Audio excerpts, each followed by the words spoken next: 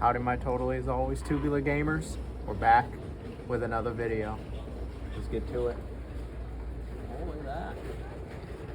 Doom, Quake, and Wolfenstein. These three series are some of the most well-known, iconic first-person shooter series of them all. When it comes to iconic FPS games, it doesn't get much more iconic than Doom, Wolfenstein, and Quake. These three series were all id Software's babies and have gone on to be some of the most legendary game franchises of them all. And that's why I thought it would be fun if today I ranked every Doom, Wolfenstein, and Quake game from worst to best. Yep, stacking all of them up against each other, seeing which ones are worth your time and which ones should you skip. Not all of these games are developed by id Software, but it doesn't matter. If it's got the Doom, Wolfenstein, or Quake name in it, it's gonna be on this list. Well, unless it's a mobile title or a VR title. I don't have any experience with those. We're not talking about those today. Now, over the last few months, I have ranked and reviewed every Doom, Wolfenstein, and Quake game, so this video is essentially a compilation of all of those rankings, but in the order of worst to best. And so if you've already seen all of those videos,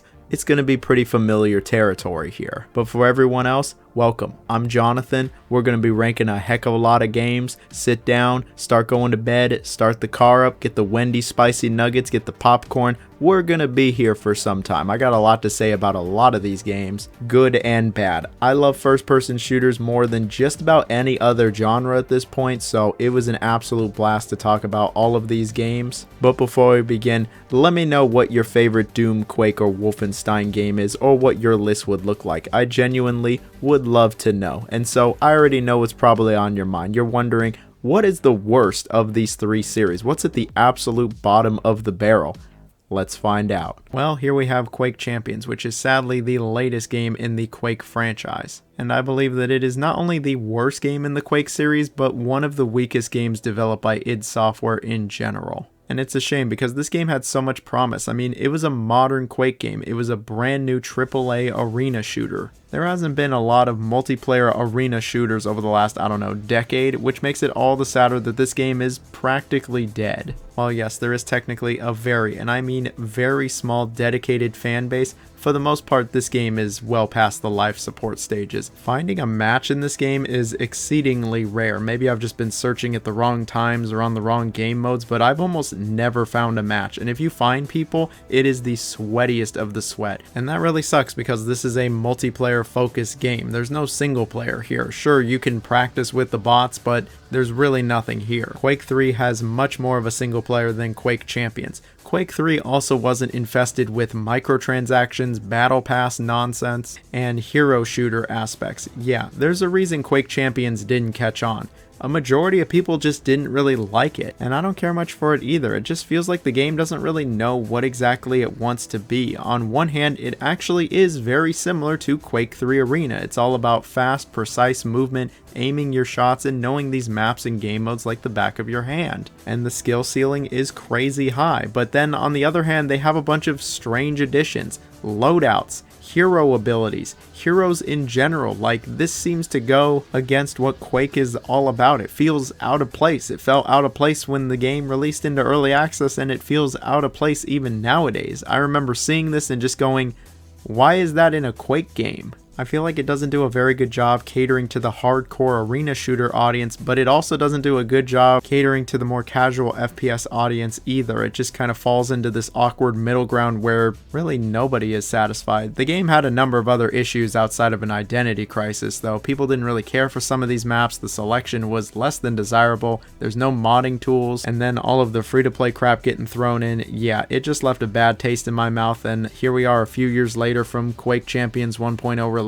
and it's pretty much completely forgotten about. At this point in time, I can't recommend anybody checks out Quake Champions. It's literally a free game, and I still don't think it's worth checking out. Try literally any of the other Quake games. And so here we have Wolfenstein 3D Spear of Destiny, which released in 1992. While I very much could have included this game with the original Wolfenstein 3D, but it actually was originally released as a standalone product, and I don't want to include it with Wolfenstein 3D because this game sucks. It does not matter how many times I've come back to Spear of Destiny, I have always hated this game. It really is the worst aspects of Wolfenstein 3D cranked up to 11. Now, I've got my issues with the original game and it not aging all that well in a few areas, but this game just takes it to a whole nother level. So the game is a prequel to the original Wolfenstein 3D, and it's about BJ trying to recapture the Spear of Destiny from the Nazis after they stole it. And you know, Nazis stealing ancient artifacts and the American having to go take them back sounds pretty familiar to another franchise, but it's always gonna be cool. Unfortunately, the gameplay is really where this game just shits the bed. When it comes to the moment-to-moment gameplay, it's virtually identical to Wolf 3D. You're walking through these narrow hallways, shooting at basically everything that has a pulse. Along the way, you're getting keycards to unlock doors and finding secrets. It sounds shrimple enough, and it absolutely is shrimple enough. But the game really just falls on its ass thanks to two large issues: the enemy placement and the level design. Now, the enemy placement in the original game, it left a lot to be desired, but in Spear of Destiny, it is just downright horrible. You will constantly be ambushed and jumped by enemies left and right. You will turn around the corner and there will be a bunch of them to shoot at you, and you'll have virtually no time to react. The only way you could defeat them and not take a decent amount of damage is knowing that they're there to begin with, leading to a lot of bullshit trial and error, and you die pretty fast in this game. You can't take a lot of hits, so you'll end up moving around super slowly, and this isn't fun. You'll go into a new room and you'll just get absolutely mauled. It's like you're a piece of bread at Santa Monica Pier and all the enemies are seagulls flying around, and they come at you all at once from all different directions. And so you end up just trying to funnel them into a few choke points, but instead you just end up getting choked yourself. And this really just cripples the combat. It makes it so unenjoyable. It is not fun slowly walking around these areas, checking every corner extensively, opening the door and backing up immediately, and hoping you can get the drop on these hit scanning enemies. It's just not enjoyable whatsoever. This is an old school first person shooter. I'm not supposed to be moving and playing like it's one of the older Rainbow Six games. That's not Wolfenstein. It brings the pacing and the speed down to a screeching crawl, and it just ruins the flow of this game. But you know what doesn't help matters? The wretched level design. The level design is labyrinthian in this game. It is unbelievably confusing, convoluted, and just all over the place. I really don't know what they were going for here. There's maze-like, and then there's whatever the fuck this is. Like, when you're getting this lost in the first few levels, you know it's not going to be a good sign, and it only gets worse the further you get in this game. I was lost pretty much every single level. I mean, all of the rooms look virtually the same with little to no landmarks, and some of these levels are massive, and then you have to get keys to unlock doors. Sometimes there's secret walls that need to be found and pressed in order to just proceed through the level normally, not even for a secret. Forget finding any secrets. The secret is finding the exit. This is just poorly designed, and it leads to this game being just the most frustrating experience. I've never had anything close to a good time with this game, and even if you're a die-hard Wolfenstein fan, you love Wolfenstein 3D, you still shouldn't play this game. I don't recommend this game to anybody. It sucked then, and it really sucks now. So here we have the often forgotten spin-off Enemy Territory Quake Wars. This is actually the follow-up to Wolfenstein Enemy Territory,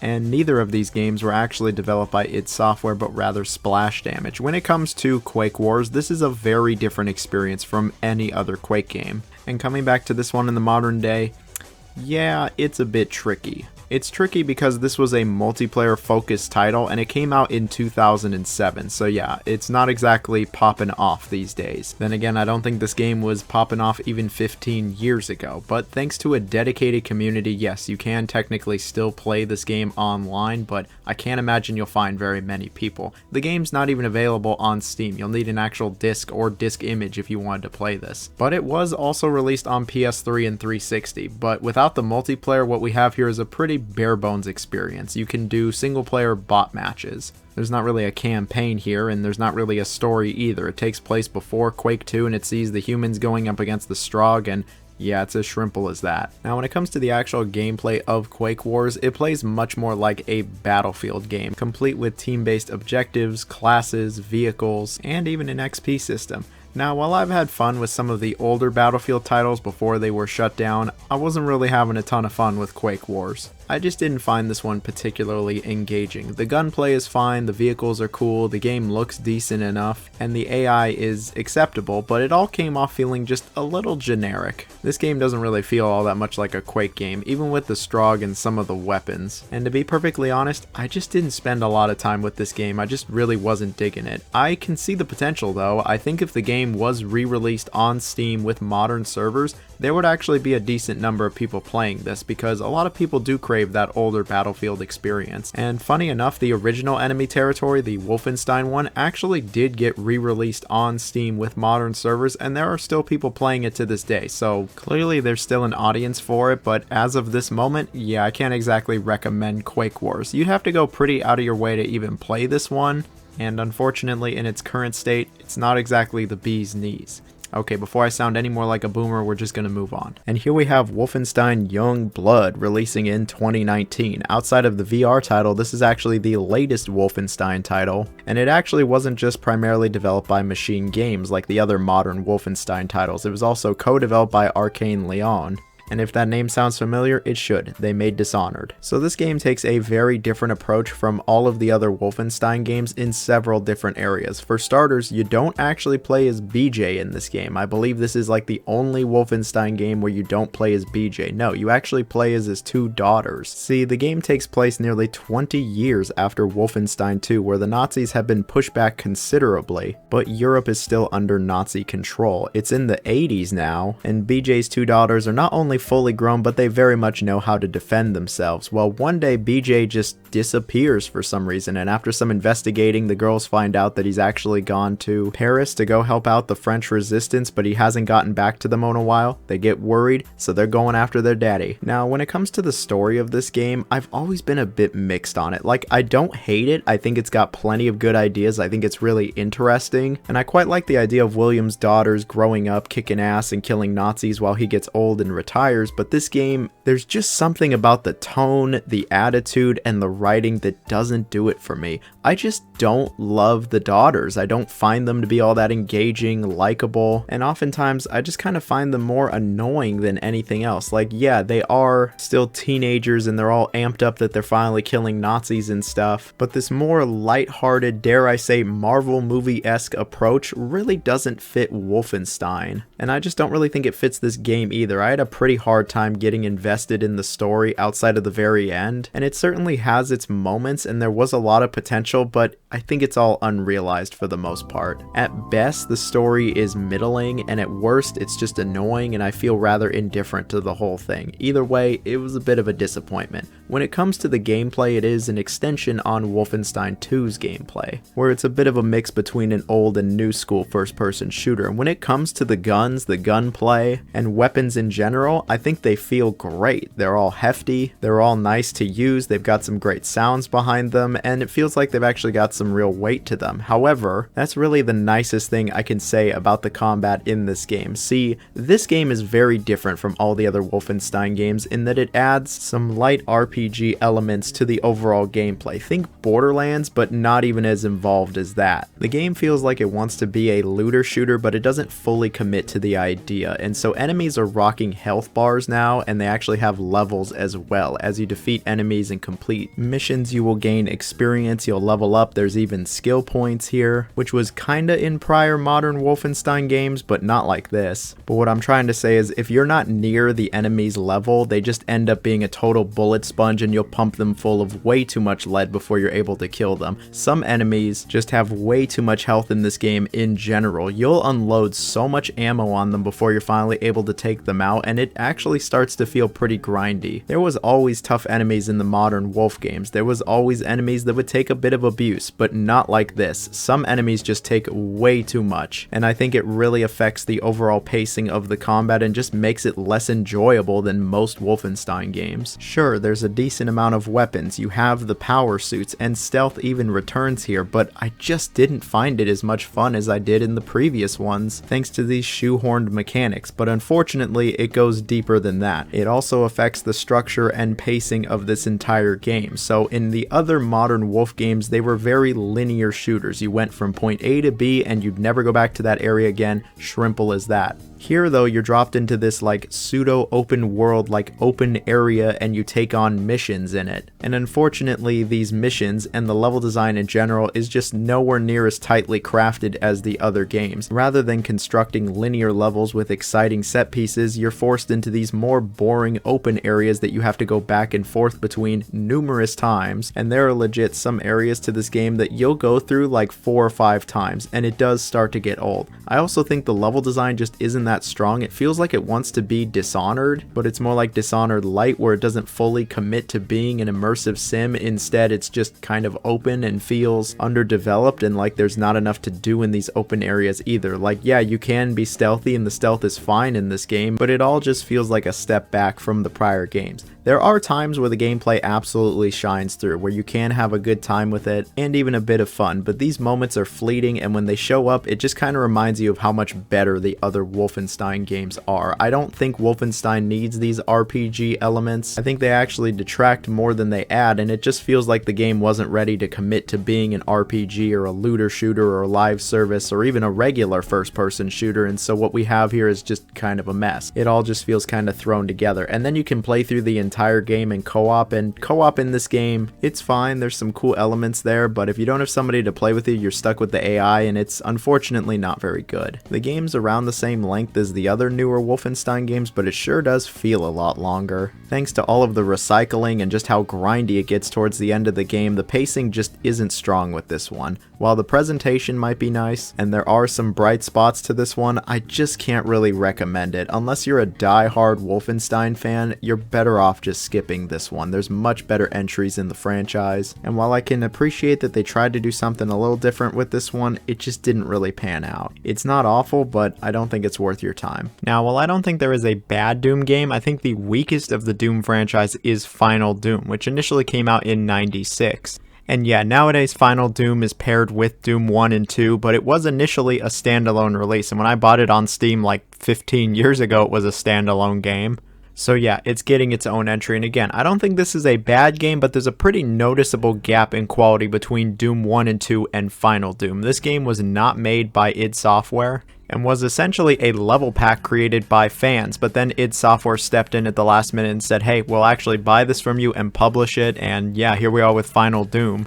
Now, despite being the third entry in the Doom series, this very much is not a successor to Doom 2. This is not a Doom 3. The gameplay is basically identical to Doom 2. There's no new weapons or enemies or even environments, really. There's new music, but it's kind of forgettable. What this is, basically, is a giant level pack for Doom 2, introducing 64, yes, 64 new levels that are all as hard as a steel beam. If you are looking for the most difficult Doom levels in an official capacity, you'll find them here in Final Doom. This is really what Final Doom is known for, having just tons upon tons of extremely difficult levels, unnecessarily difficult levels. And while these new levels really are Final Doom's identity, especially at this point, it's also its biggest issue. I don't think the levels are all that good in Final Doom. A majority of them I just did not enjoy. But when it comes to the core gameplay, I mean, it's Doom 2. This is great stuff. You kill everything that moves, you collect some key cards, and then go from level to level. It's really the level design and the length of these levels that just make it not the most enjoyable experience. I don't dislike this game, but I'm not going to say it's all that good. A lot of these levels are just incredibly maze-like, confusing, and just go on way too long. A lot of the time they just focus on putting you in completely unfair advantages, like where you only have a shotgun and you've got to go fight some of Doom's most powerful enemies, and then once they start giving you all the weapons, they just completely overload you with some of the most powerful Doom enemies. Seriously, it feels like the Cyber Demon is almost a common enemy in this game. There's just so many powerful enemies, and it just takes forever to get through some of these levels. The pacing was just not there for me. I'm not going to act like I didn't have any fun with this game. That's not true. I did have some fun with it. I mean, it still is Doom 2's gameplay. It's just, this could have been so much better. It really did not need to be this hard. This is without a doubt one of the most difficult first-person shooters I've ever played.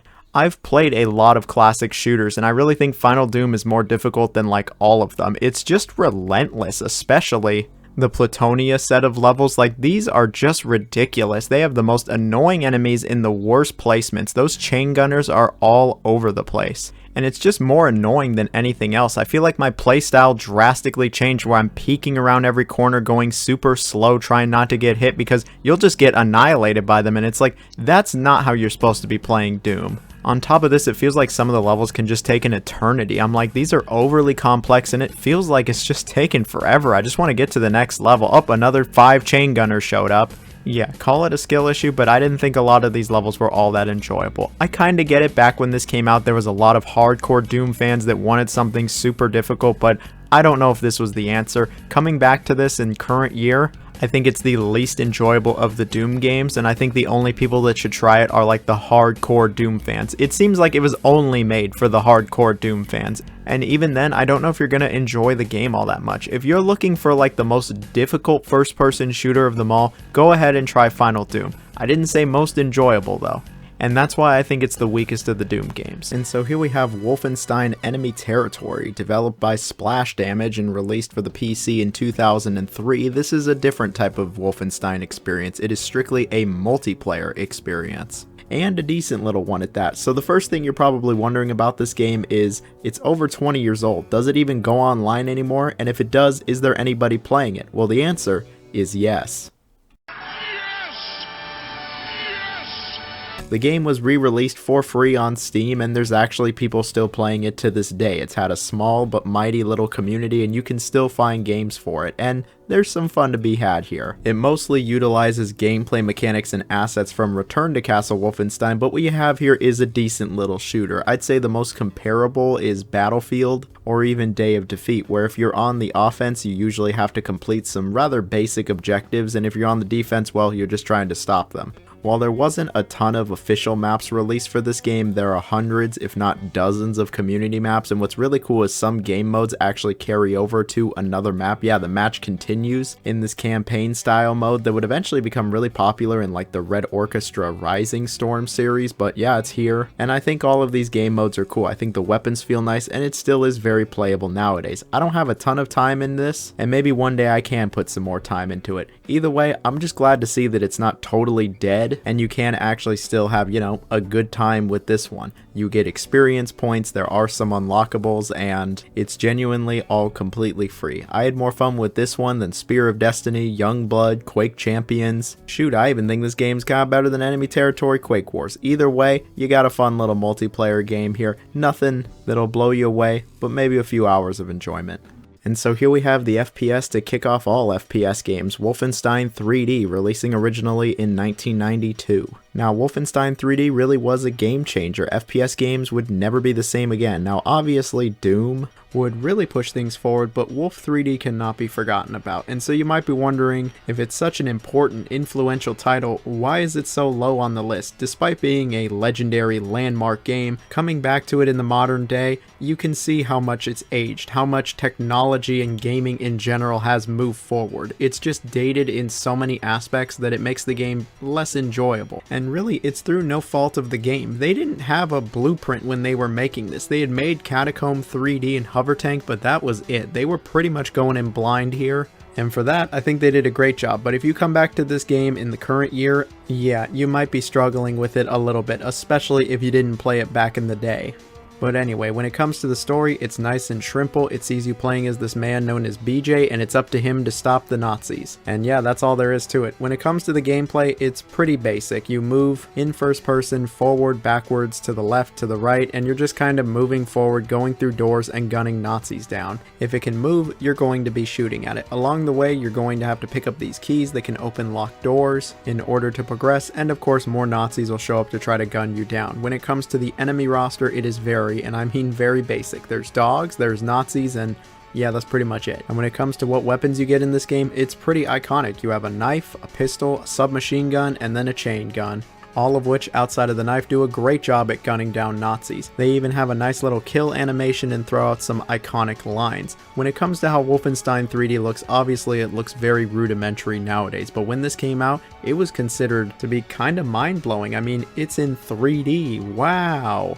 But hey, I can appreciate how this game looks. It's obviously very iconic when it comes to its graphics, and I think there's some good sprites in here. I think it's actually aged just dandy when it comes to the presentation, even if there's no ground or ceiling texture. But this game has aged in a few key aspects that really hold it back for me. First off, the enemy placement is just straight bullshit. This is not an easy game. You actually die quite fast in it, and you'll frequently turn around corners and just get gunned down immediately. Or you'll open a door and immediately get shot at before the door's even finished opening, and it's like, how how on earth were we supposed to know that there would be an enemy there? They just straight get the drop on you, and this happens all the time. And so it leads to you playing very carefully. You'll be peeking around every corner. The moment you open a door, you'll check all the corners of the room, and you'll be taking things rather slowly. And this really isn't the most fun. It's clear this isn't the intended way to play the game, but with so many enemies waiting to constantly ambush you, you have to take things a bit slow here. You'll also likely find yourself just trying to funnel the enemies into one spot so you can take them out a lot easier. Again, this isn't the most fun way to play the game, but you can't even circle strafe, so it's like you kind of got to play this cat and mouse game, and I never liked this. Something else that I've never been huge on is the level design. While plenty of the levels are basic enough, as you get through the game, it starts to get way too complex, and it just becomes so wildly confusing that I'll feel lost after just a few rooms. It certainly doesn't help things that almost all of the rooms look virtually identical, and it really doesn't help things when certain walls can actually be moved and are secret doors, and there's a few times where that's actually necessary to progress. Yep, I broke out the walkthrough. I was like, where do I go? What do I do? Complete with, how was I supposed to know that moment? And the last complaint that I want to bring up is, even though this game is only a few hours long, it feels a lot longer than just a few hours. It really starts to feel like a chore, and it was to the point where I was having trouble finishing the game. At the very least, the game has some really iconic sounds, beeps, boops, and music, so that'll certainly help things. Look, you can't take away from Wolfenstein 3D's legacy. Its legacy is vital to gaming in general. It's just the game itself nowadays.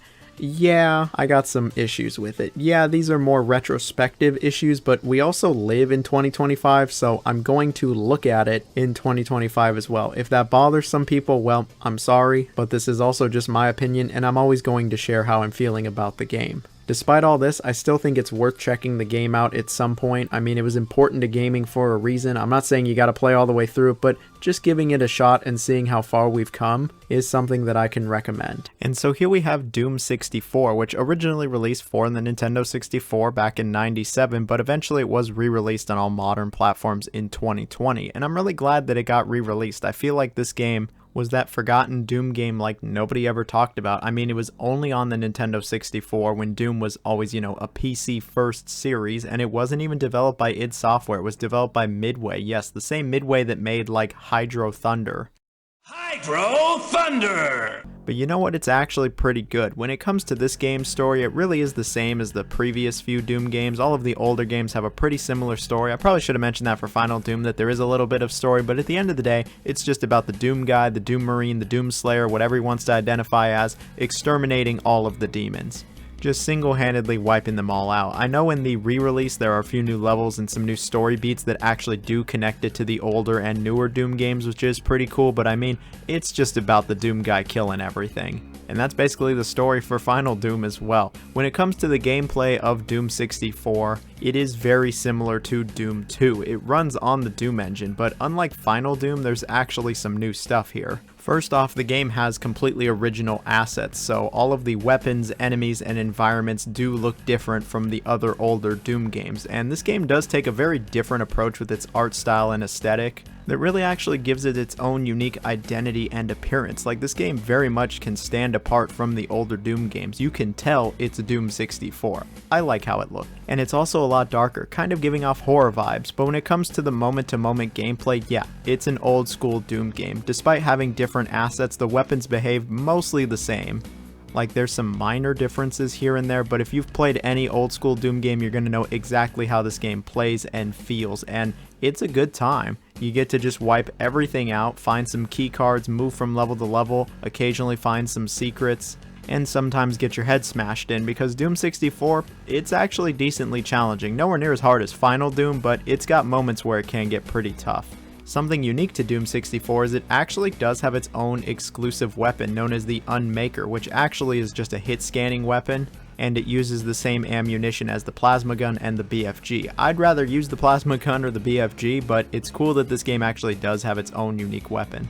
It further adds to the aura that is Doom 64. Something else that really adds to it is the music. The music is very different from all the other Doom games. It's much more atmospheric and horror focused. And I think it's a unique take on Doom music. I don't think it's anywhere near as good as really any of the other Doom games outside of Final Doom, but it's cool that they took this approach. But hey, at least the levels are pretty decent in this game. I think they're better than Final Dooms, they're more enjoyable, the pacing is better. It doesn't feel like they take an eternity for the most part, and the challenge feels pretty on point. I'm not going to act like these are some of the best levels in any Doom game. They really don't hold a candle to the original 2 Doom games, but I'd still say they were good. I was able to walk away from Doom 64 thinking it was a relatively enjoyable experience. I think it's a solid first-person shooter, and if you like classic FPS games, this is one you should try out. I feel like most people haven't tried it, and now that it's widely available, go out of your way maybe to try it, especially if you like Doom. It offers something a little different from the original few games, and while I know it's not everyone's cup of tea and there are plenty of people that don't really care for Doom 64 and its slower, more atmospheric approach, I can appreciate that they tried something different, and yeah, it's a decent enough game. And so here we have Wolfenstein releasing in 2009. This was developed by Raven Software. Yes, Quake 4, Heretic Hexen, and eventually Call of Duty Raven Software, and was the second reboot for the franchise. I believe it's loosely connected to Return to Castle Wolfenstein, but not really. The game's story is about BJ fighting Nazis during World War II. Yeah, I know, this is crazy shit. Water is wet, the sun is gonna go down tomorrow, and I'm gonna consume some spicy nuggets in the future. All really startling out-of-pocket claims here,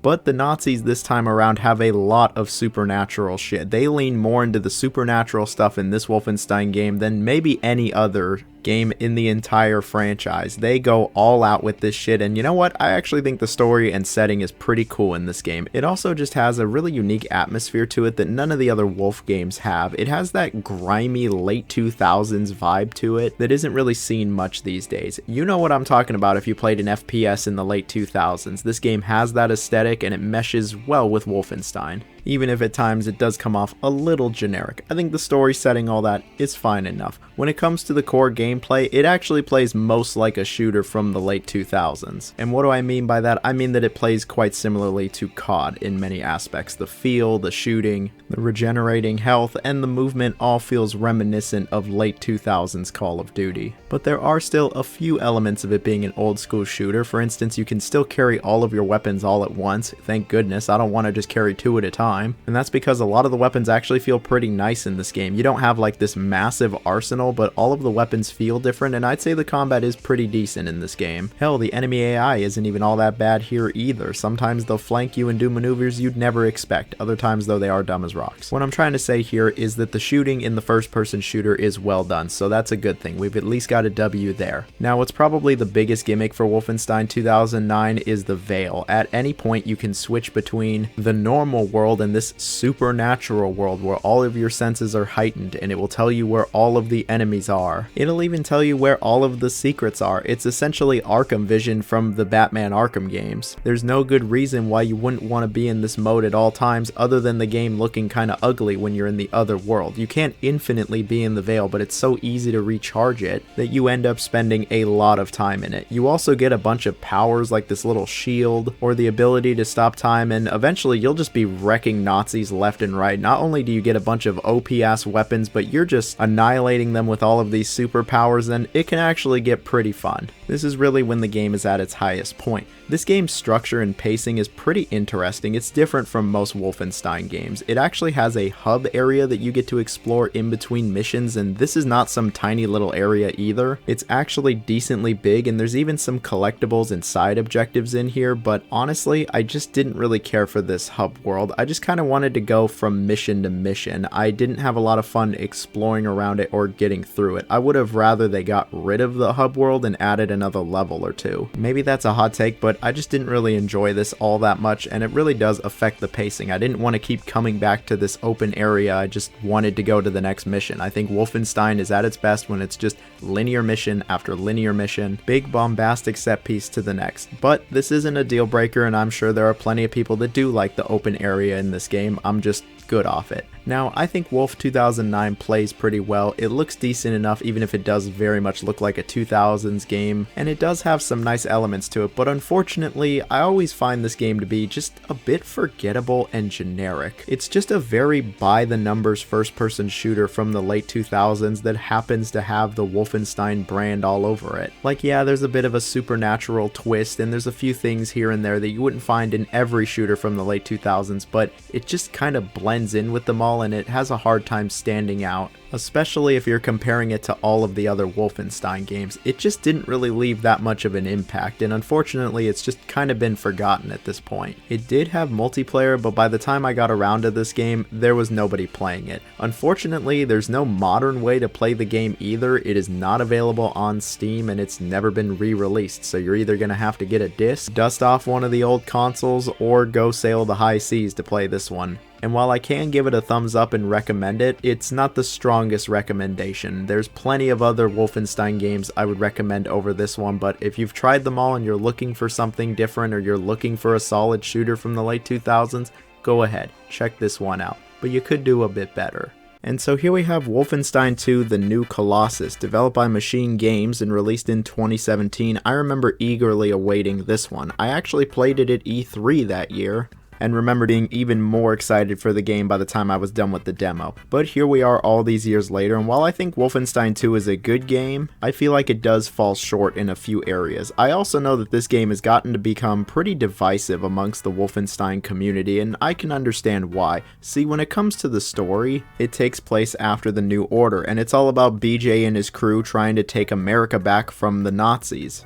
And the premise sounds shrimple enough, but this game has a whole lot of story to it, way more than any other Wolfenstein game. They introduce all of these characters, there's a lot of dialogue, and there's just a surprising amount of cutscenes. I say surprising because the story isn't all that deep or complex or nuanced. Like, things absolutely happen. Shit hits the fan in this game, and there are some wild moments in the story. But I'm not going to act like this game's writing or storytelling is phenomenal. The writing is pretty hit and miss, and the game's tone is just kind of all over the place. Sometimes it's serious, sometimes it's dead fucking serious, and other times it wants you to LMAO or LOL out here. And don't get it twisted, all of the Wolfenstein games had a bit of a sense of humor. They all had little winks and nudges and the occasional laugh, but they didn't beat you over the head with the comedy. They weren't shoving it in your face like this game does. For the most part, they were pretty serious with just some funny little things here and there. This game, yeah, it just kind of feels like it's all over the place, and a few of these characters go through arcs as well, and I'm just like, I don't think this is why I came to a Wolfenstein game. And I'm not saying that this series can't have deep narratives, it's just this game's story, characters, writing, dialogue, tone in particular is pretty middling, and I don't think it really warrants all of these cutscenes. I know plenty of people who have played through this game and just skipped every cutscene because they were sick of the story, and while I didn't do that, I certainly wasn't loving a lot of the cutscenes, and I don't really care for the gameplay to cutscene ratio. I think it's a bit skewed, especially for a Wolfenstein game. But let's actually talk about what a Wolfenstein game is first and foremost. A first-person shooter. This game is a follow-up to the New Order when it comes to the gameplay, and it's just as good as the New Order, if not better. It really feels like, when it comes to the gunplay and the combat, it feels excellent. All of these guns feel phenomenal. They're just all so powerful, they have some serious heft and weight, they all leave a good impact, they sound really nice, enemies react accordingly. It really is some of the best combat that the series has ever seen. There's different ammo types, and you'll just mess shit up. You can dual wield most of the weapons and just feel kind of unstoppable, and then there's some two-handed weapons that are also really powerful.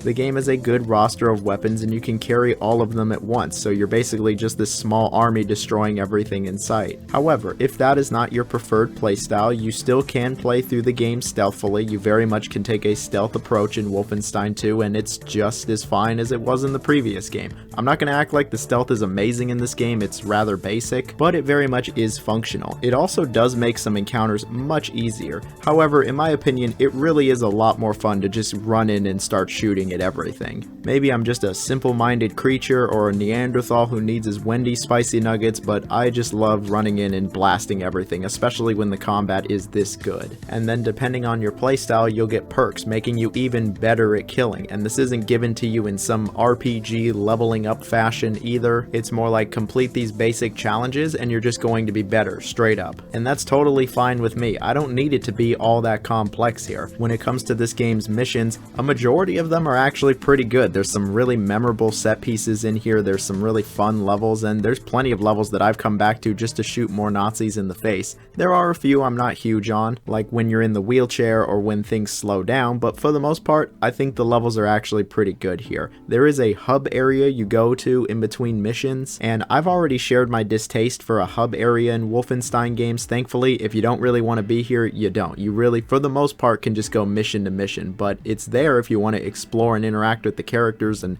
watch even more cutscenes. But hey, at least they're good looking cutscenes. This is a very good looking game with some excellent character models, some really great textures and environments. The lighting is solid, the game ran super well, and the soundtrack is pretty sweet. It's Mick Gordon, the man never misses. Now when it comes to this game's length, it's around the New Order's length, that 10 to 12 hour mark. However, I'll just immediately say that the pacing is nowhere near as good as the New Orders, and that the middling story just takes up way too much of your overall playtime. As somebody who's played through the game more than once, if you skip all of the cutscenes, you have maybe 2 to 3 hours of gameplay. That's it. The cutscenes really take up half, if not more, of your overall playtime, and this really just creates a compounding effect where it's like, I want more gameplay. I actually really enjoy the gameplay. I want less cutscenes, less of this middling story, but in actuality, we have more story than gameplay here, and it just has me walking away from this one a little disappointed. There's plenty of things to love with this game. I think it's got a few moments in gameplay sections that are going to live rent-free in my head for a very, very long time. But I always think this game could have been more, and it absolutely had the potential. If you like Wolfenstein, if you like first-person shooters,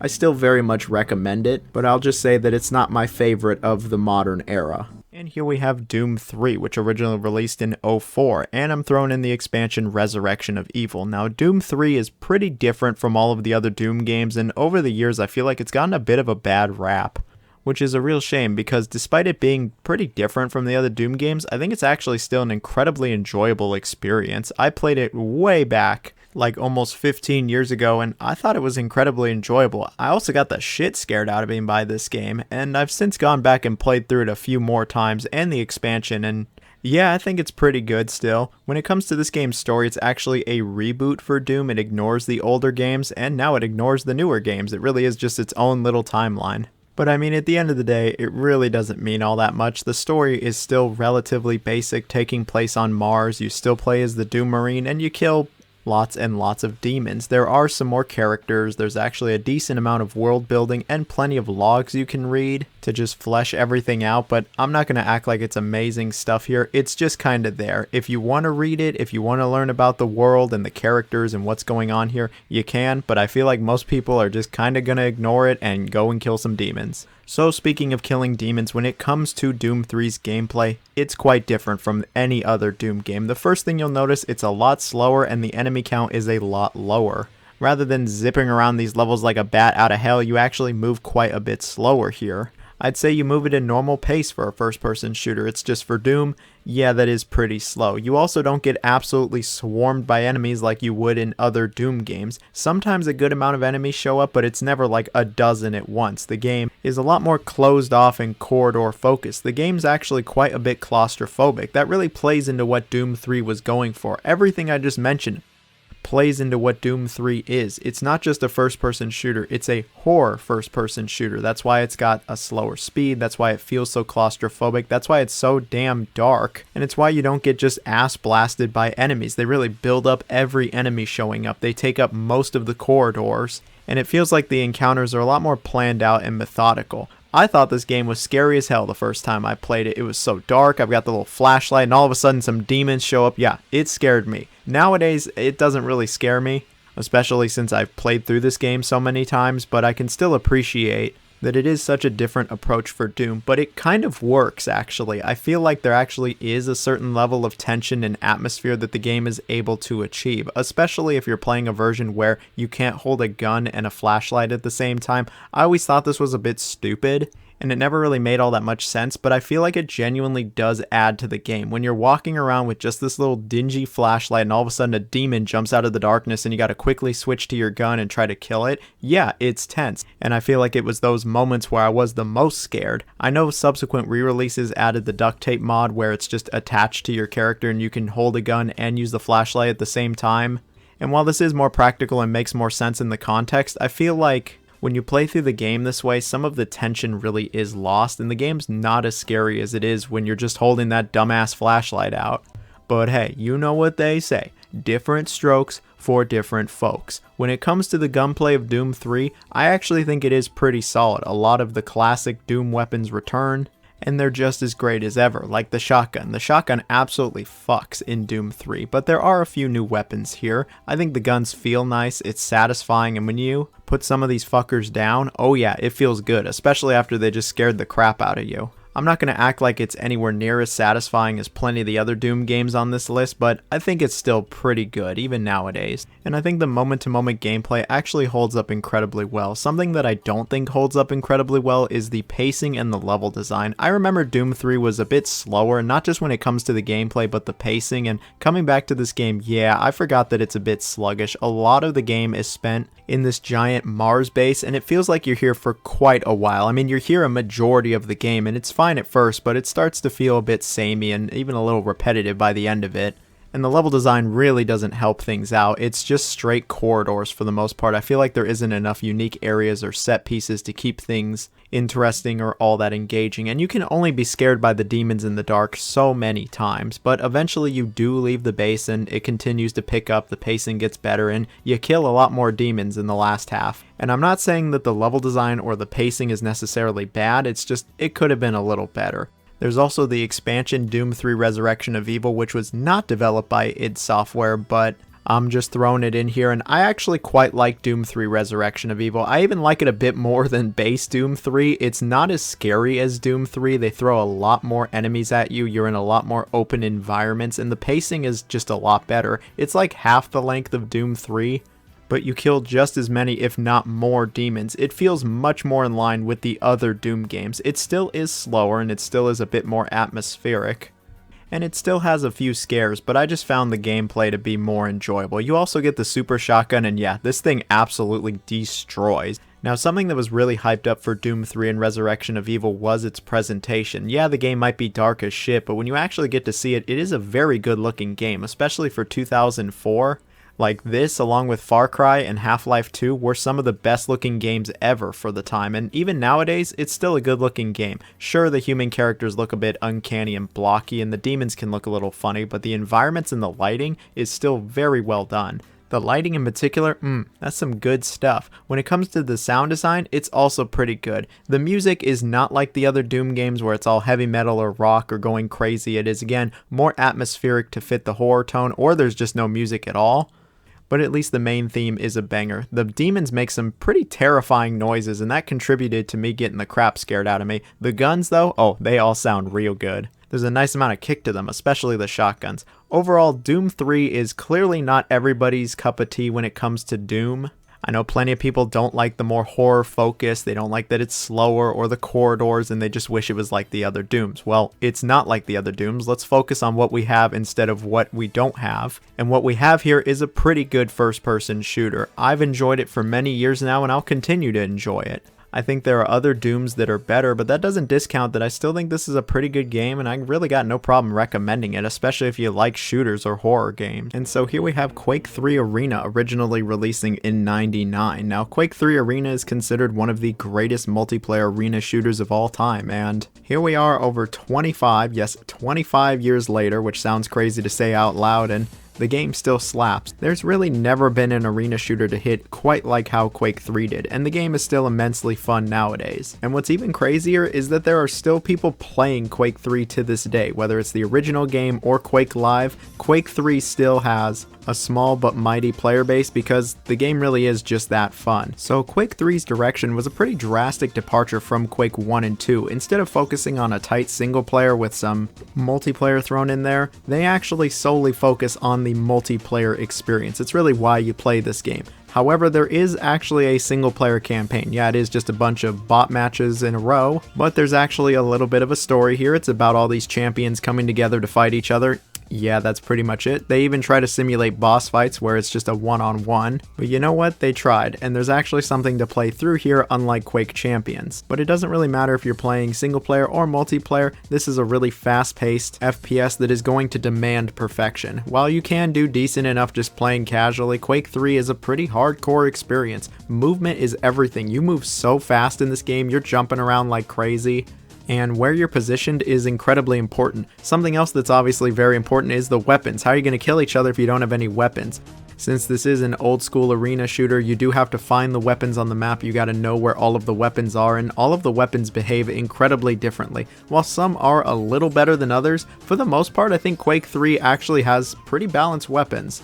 It really all comes down to the maps and certain situations. For instance, on long range maps, yeah, the railgun is king. But on the more intimate close quarters maps, the shotgun might be your go-to. You also do have to aim your shots since the game is so fast, and that really adds to the skill ceiling. I do feel though that with enough practice, anyone can be good realistically with any weapon and get good results. Now, something I just mentioned a second ago, the skill ceiling is one of the core reasons why Quake 3 was so popular and why people are still playing it nowadays. The skill ceiling is crazy in this game. It's way higher than most first-person shooters. Not only do you need crazy good reflexes, but you need to know how every weapon behaves, you need to know these maps, you need to know where the weapons spawn, you need to master the movement, and you gotta fully understand these game modes. While Deathmatch will obviously always be the most popular game mode, there are a few other game modes in here, and I think they're all fun. I think the maps are actually very well designed for the most part as well. A lot of them loop around, and it feels like certain areas or segments of maps were designed for a certain weapon or encounter in mind. And I like that. It keeps these matches fast, engaging, and most importantly,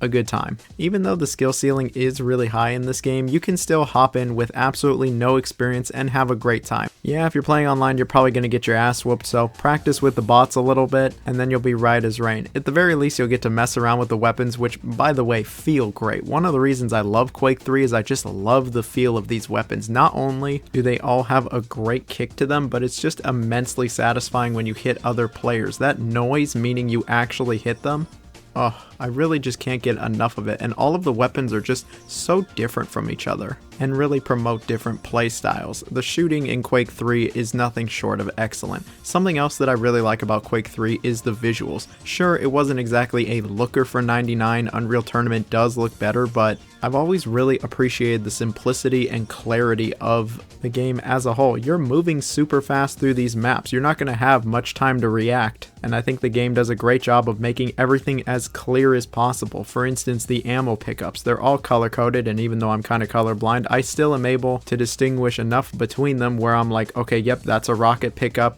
that color means it's an energy pickup, and it just allows the game's pacing and flow to be even faster, and I think it's a little bit more of an underrated aspect of Quake 3. And of course we have the music. The music is fantastic in Quake 3. It's really nothing but bangers, and the sound effects, like I already mentioned, they're so good. So in conclusion, Quake 3 Arena, it still is a certified banger all these years later. Yeah, you might get your ass whooped online, and the single player content is pretty bare bones, but it's all a whole lot of fun still. There was an expansion to this one, Team Arena, which adds some team-based game modes, some new weapons, items, and player models, but I don't think people even really cared all that much for this back when it was released. Eventually there was Quake Live, released initially in 2010, and that is available on Steam, and that's still a great way to play Quake 3 even nowadays. But at the end of the day, Quake 3 is still a total banger and absolutely worth trying if you like arena shooters. And here we have Wolfenstein: The Old Blood, developed by Machine Games and released in 2015. This is a prequel to Wolfenstein: The New Order, taking place during World War II. It sees BJ going to Castle Wolfenstein in hopes of finding secret documents that will contain the location of Deathhead's fortress, which is actually how The New Order begins. When it comes to this game's story, it's actually pretty minimal. It's easily got the least amount of story and cutscenes of all the modern Wolfenstein games, and you know what? That's fine with me. Not every game has to tell some big epic story. Sometimes all you want to do is shoot some Nazis in the face. The game does have a number of moments to the story, like when zombies do show up, and the tone can be pretty cheeky at times, but I think it's all done pretty well. So this game first and foremost focuses on the gameplay. It's all about the shooting. Now when it comes to the combat, it's virtually the same as the New Order. It utilizes almost all of the weapons from the New Order, and the structure is basically the same as well, where it's just mission to mission. And you know what? It's awesome. The combat is great in this game. It is just as great as it was in the New Order. They introduce a few new weapons here. They also kick some serious ass, and there's even a few new enemies here when the game goes super supernatural, and it leads to genuinely some of the best first-person shooter combat of the 2010s. What's there to dislike here? All of the weapons feel great, it's bloody, the game sets up tons of encounters for you to annihilate everything, zombies show up and you get to blow their brains out, the game has numerous awesome set pieces that aren't just supernatural, there's some good ones in the beginning as well, and you can still be stealthy throughout the entire thing if you choose to do that. I have actually never really been stealthy in this game outside of an encounter or two, it's just way more fun to annihilate everything in sight. And when it comes to the gameplay to cutscene ratio, this is the best in the modern series. I don't know if it has the most gameplay in the modern series since it is quite a bit shorter than the New Order, but it's got plenty of action and some really solid pacing. There's also a bunch of throwbacks to the older Wolfenstein games that certainly made me smile. I mean, it takes place at Castle Wolfenstein. Of course, there's going to be some callbacks here, and the whole thing really just feels like a love letter to Return to Castle Wolfenstein. The game looks pretty much the same as the New Order, which looked great, the soundtrack's solid, and it ran super well also.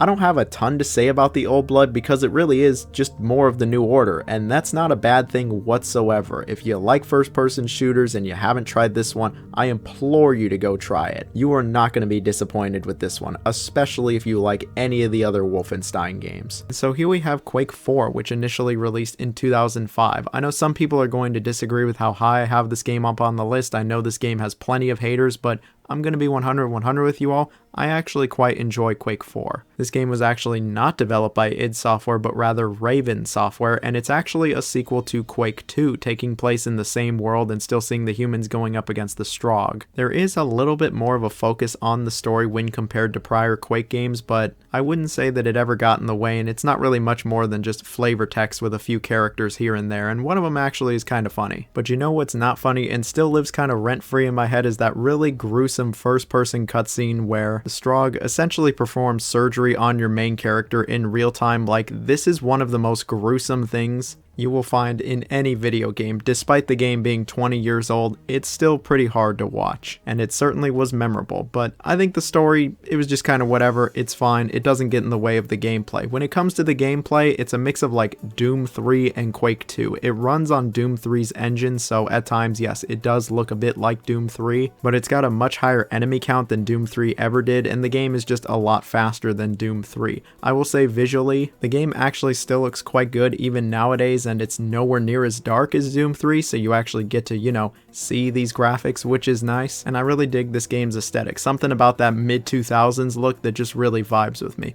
When it comes to actually playing this game, it isn't all that different from Quake 2. You go through these very linear levels, pretty much shooting everything in sight. While you do have team members towards the start of the game, a lot of the game sees you alone with just enemies coming at you from all directions, and you get to just blast everything. You get to carry all of your weapons at once, you still move at a decent speed, and you don't regenerate health whatsoever. In the second half of the game, you actually do get some Strogg abilities, and I'll just say, yeah, the second half of the game is a lot cooler. The enemies get a lot smarter, and there's actually some really cool set pieces. There's even a nice boss fight or two thrown in there as well. Something that makes Quake 4 as awesome as it is the weapons. The weapons feel excellent in Quake 4. I just love how a lot of these weapons feel. The nail gun in particular feels incredible in this game. But it's not the only great feeling weapon in this game. I would say that just about all the weapons actually feel pretty nice in this game, outside of the assault rifle. I never liked how the assault rifle feels, but you get plenty of other weapons to use, and you'll go up against plenty of different Strogg to try these weapons out on. It's cool. When you start the game, the Strogg's AI is pretty dumb. They kind of just run at you and die, but as you go through the game, they actually seem to get smarter and smarter and actually use some tactics by the end of it. It's no Fear 1 or anything, but I can appreciate that the game actually does ramp up its difficulty besides just throwing more and more enemies at you,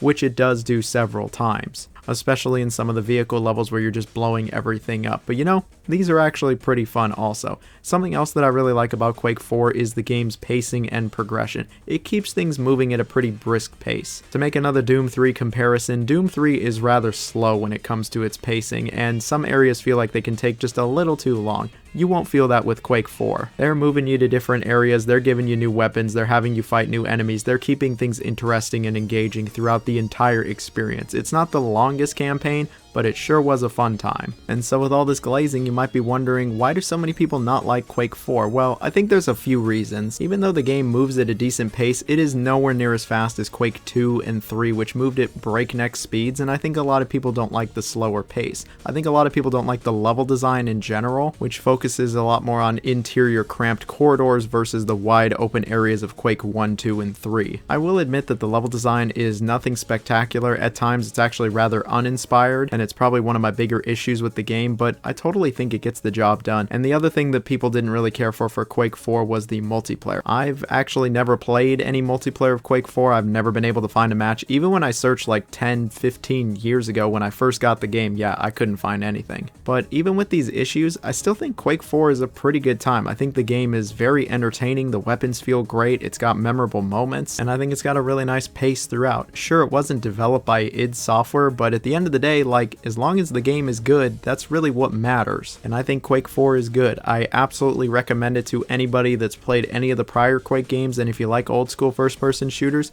you're gonna like this one. And so here we have Wolfenstein The New Order releasing in 2014. Now, I very much remember when this game was announced and released. I was super excited for it. I got it on day one, and I remember beating it in like 2 days. And what did I do after beating it? Maybe go outside, touch some grass, go get some Wendy's? No, I went back to the game and played through it again because I loved it that much. And here we are 10 plus years later, which sounds absolutely insane, and I think the game is still phenomenal. It really is one of the best first-person shooters of the 2010s.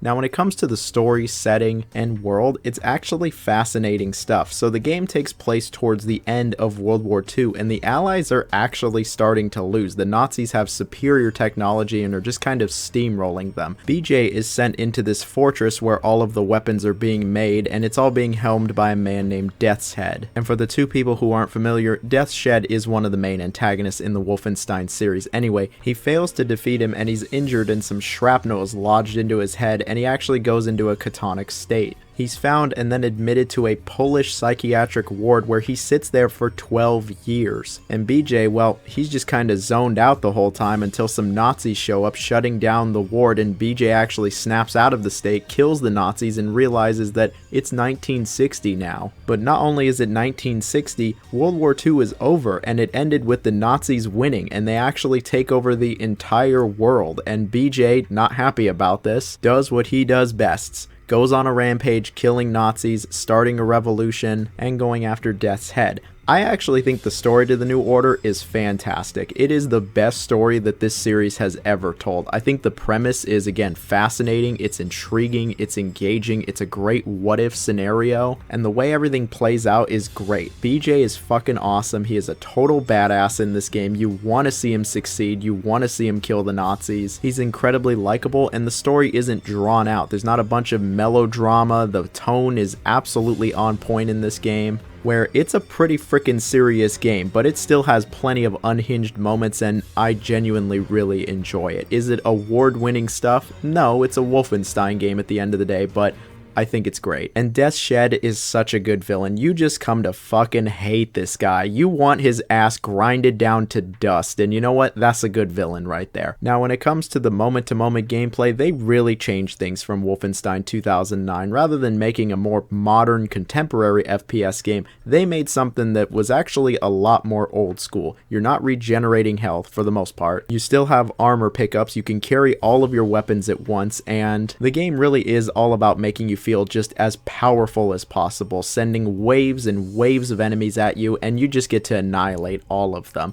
All of the weapons feel amazing in this game. I just love how the weapons feel in The New Order, from the machine guns to the shotguns. Even the pistols feel good. There's a good weapon roster. You can actually dual wield a lot of these weapons, and it's always just such a fun time. I love killing Nazis in this game. It's gory, it's violent, it's visceral, it feels raw. You can customize some of these weapons with different firing modes, and there's plenty of it. But you don't have to be loud the entire time. You can be stealthy, and I have been stealthy in the New Order, and there is some fun to be had here, but not as much fun as going loud and blasting everything in sight, seeing the guts fly all over the place. It's just such a great time. I really could not get enough of this gunplay. Something else that I really loved about the New Order is the game's pacing and the structure. It really is just linear mission to linear mission, just how I like it, and I think the pacing is really strong throughout. There are tons of awesome set pieces. The intro is excellent, and things really only get better from here. Is it as shocking as the new Colossus's set pieces?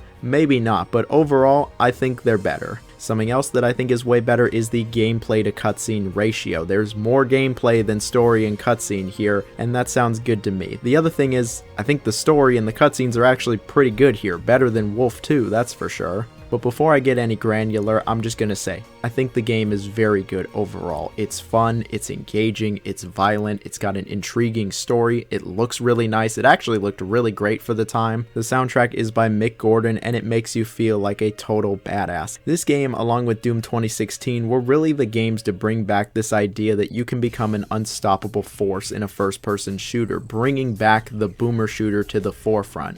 Obviously, Doom 2016 contributed to this more than the New Order, but the New Order certainly got things started, just like how Wolfenstein 3D laid the groundwork for what Doom would eventually be. And here we are with history repeating itself. And you know what should repeat itself? You hitting the like button on all of my videos. Okay, I'll stop. To shut the fuck up! Overall, I think this game is excellent and totally worth checking out, especially if you like first-person shooters. And so here we have the original Quake, the one that started it all, originally releasing in 1996. Where do you even begin with a game like Quake? Well, I guess you can begin with the story, probably the least important part of the original Quake. So it's easy playing as an unnamed protagonist, but later games would name it Ranger, going through these portals to stop some enemy codenamed Quake, and that's really the story. There's not a whole lot here, at least when it comes to the setting and world of Quake. It's a lot more interesting. It was clearly inspired by dark fantasy, specifically H.P. Lovecraft, complete with a interesting name for the final boss, but the game also has a number of areas that are very gothic or medieval in nature, and I think this game has a very cool world, and it has a great aesthetic all these years later. So Quake was one of the first 3D first-person shooters and is considered a pioneer when it comes to 3D gaming as a whole, and visually, it certainly plays the part. Yes, it obviously has aged quite a bit when it comes to the presentation, but I still think it looks nice. It's pretty clear what everything is, and the game has a pretty timeless aesthetic / atmosphere. It's also very visually distinct from the rest of the Quake games. Legit, none of the other Quake games look anything like this, and go for something much more alien versus dark fantasy. Alright, but enough of that, let's actually talk about, playing the video game. So with Quake being a follow-up to Doom, you knew it would be a first-person shooter where you're just blasting everything in sight, and yeah, that's exactly what Quake is. It is a classically styled boomer shooter where you blast everything that moves, you move through some somewhat complex levels collecting keys until you eventually find the exit, then rinse and repeat. The game is very linear, and 95% of the gameplay is you shooting things. So how is the gunplay? Oh, the gunplay in Quake is fantastic. The game is quite fast-paced, it doesn't have you going nuts like Quake 3, but you move at a pretty brisk speed,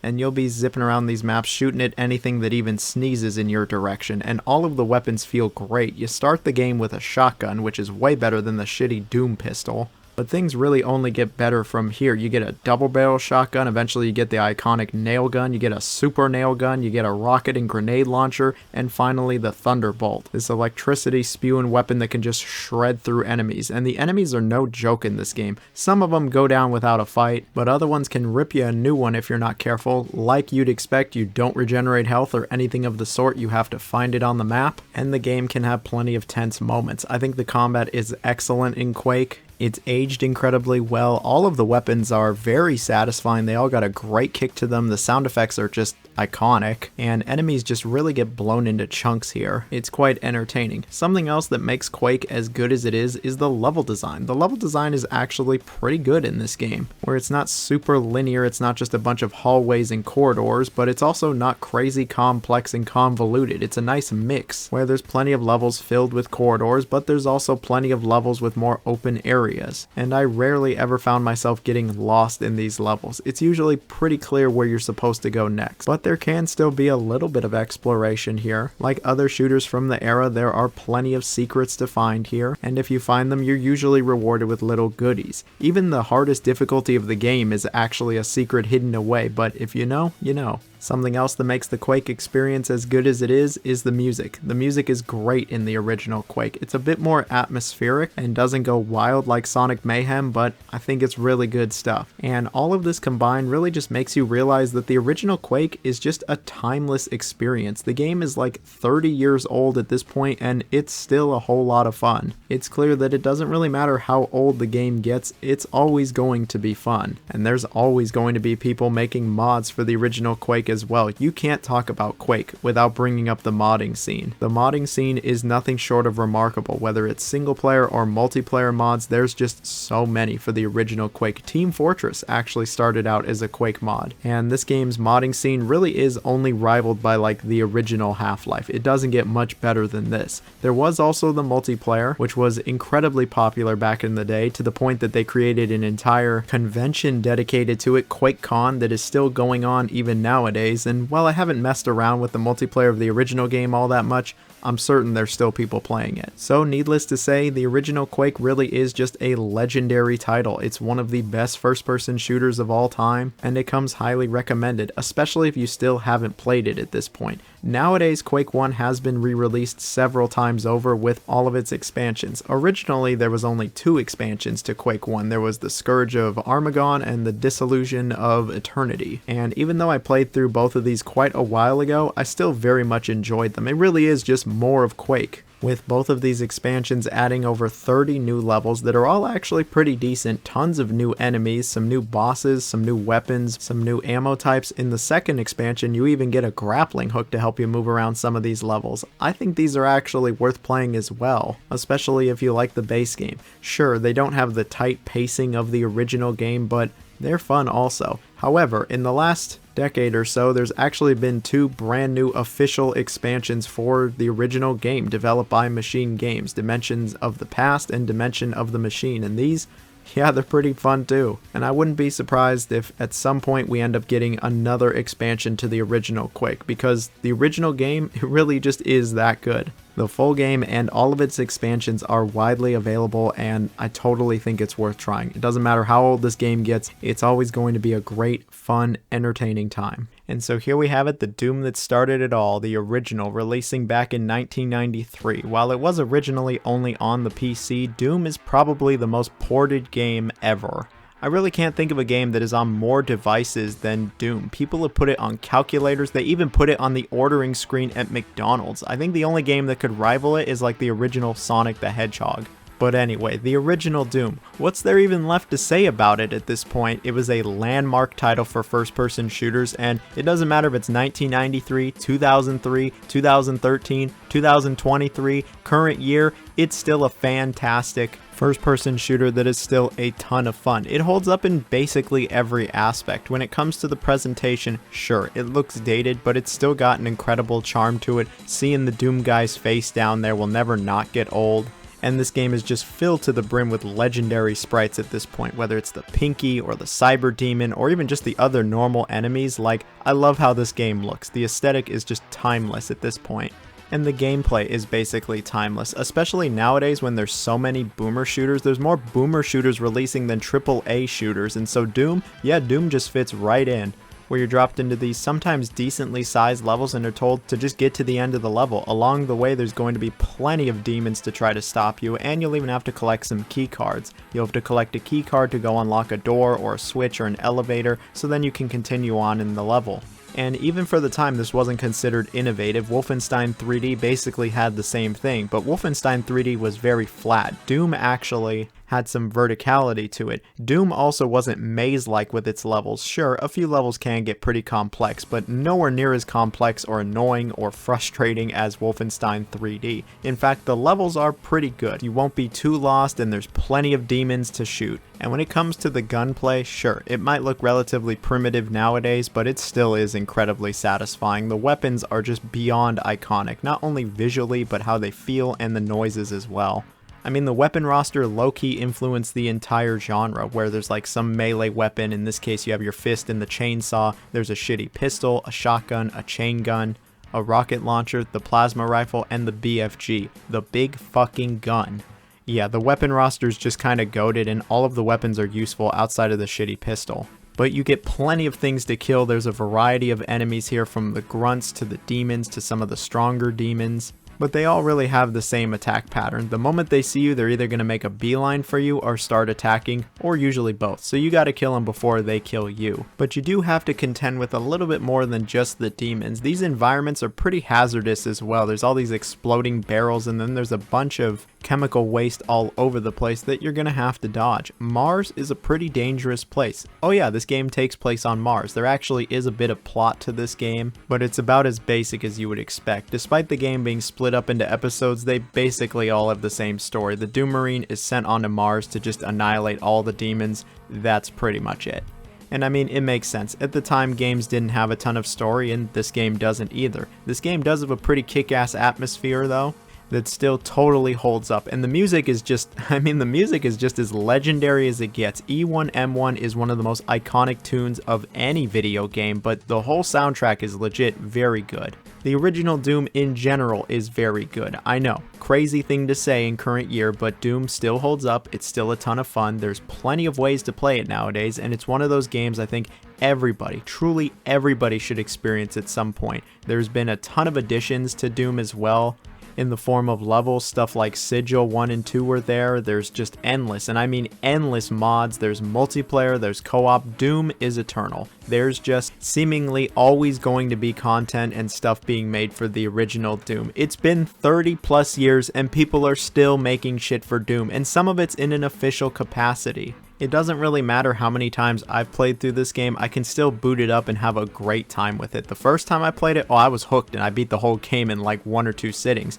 Nowadays, I know some of these levels like the back of my hand and I can actually finish them pretty quick. I'm not, you know, speedrunning levels of good, but I can make my way around a few of these levels if you know what I'm saying. What I'm trying to really say at the end of the day though is, if you can breathe air, then I really think you owe it to yourself to try Doom at some point, if you haven't already. And so here we have Doom the Dark Ages, the latest in the Doom series and the latest game developed by id Software. The Dark Ages had a lot to live up to with Doom Eternal. I mean, Eternal low-key revolutionized first-person shooters, so how the hell were they going to follow up on that with something completely different? Now, I recently did a 25 plus minute in-depth review of this game, so I'll keep things a little more brief here. So the Dark Ages is a prequel to the 2016 game, and it takes place in this medieval techno world. Yeah, there's a mix of technology, but plenty of medieval stuff, like there's still castles, weapons, etc., but there still very much is technology, electricity, guns, energy, yada yada yada. It sees you playing as the Doom Slayer once again, and it's up to him to essentially protect this kingdom from the forces of hell. This time hell is really mad at these people and is trying to wipe them out, but the Doomslayer, he ain't gonna let that happen. There's actually a bit more of a focus on the story in this game, especially compared to the prior Doom games, and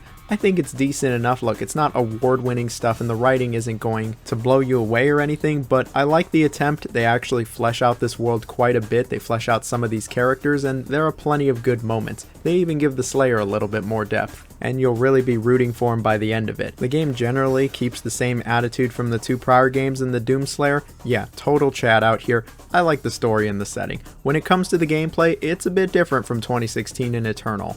The first thing to bring up is that they have slowed the combat down and it's a much more grounded experience. You're not jumping all over the place, it's not fast as lightning, and you won't get positively wrecked if you stop moving in this game, unlike Eternal. The game is also just not as difficult as Eternal, and you don't have to worry about managing your ammo all that much. The game gives you plenty of ammunition. The biggest change that comes to the Dark Ages combat is with the shield saw. You can now block attacks, you can parry green attacks, which is almost every attack. You can do a shield bash that sends you forward, and you can even throw the shield with it coming back to you boomerang style, and if you throw it into a big ass enemy, you'll actually stun them. A big portion of the game's combat is centered around parrying. The game wants you to parry as much as you possibly can. It's like the main gimmick to the game. You will not beat it if you do not parry as much as possible. Especially when it comes to the boss fights, they expect you to be parrying quite a lot of their attacks. And while this parrying system certainly isn't for everybody, I actually thought it was really well implemented, and I thought it made for a lot of satisfying moments. Is it what I expected from a Doom game?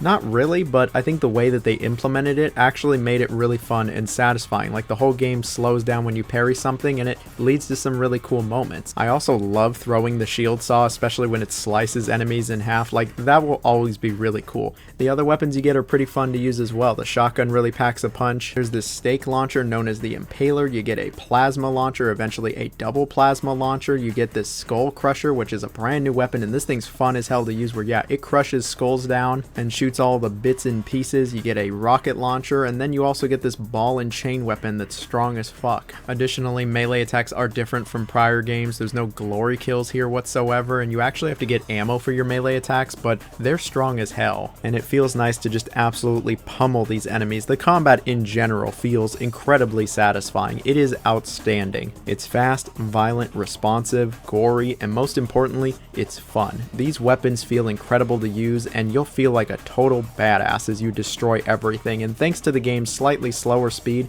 the game won't leave you feeling exhausted like Eternal will. Like, don't get it twisted, I obviously love Doom Eternal's combat loops as well, but there were plenty of times where I just had to put the game down. I felt spent. But not with the Dark Ages. Something else that's pretty different about the Dark Ages from the prior games is the level design. While there's plenty of straightforward levels, a la 2016 in Eternal, there are a number of much larger levels in this game that are actually pretty cool. I like how you get to explore these big open levels, there's plenty of secrets, and you can do objectives in whatever order you please. Unlike the previous game, there is not a ton of platforming here, but I think the level design is actually really good for the most part. I also like how the game really incentivizes you to find a lot of these secrets, since the upgrade resources really are locked away behind these secrets. You won't be able to upgrade your weapons all that much if you're not finding some of these secrets. Thankfully, they made it pretty easy to find these. Easier than the prior games, at least. Something else that the Dark Ages introduces is vehicle sections. There's a few parts to the game where you actually get into this giant mech and do these huge fights, and while they are slow, I still thought they were rather enjoyable. You feel like this giant hulking monstrosity beating the shit out of these demons, and eventually you get these giant weapons, which looks funny, but I found it to be quite entertaining. I also thought riding the dragon was entertaining. It has machine guns attached to it, so you'll just be flying around shooting the shit out of everything and doing some really cool looking landings. I will say though, you don't spend a lot of time piloting these vehicles, probably less than an hour and a half combined, so if you don't care for these,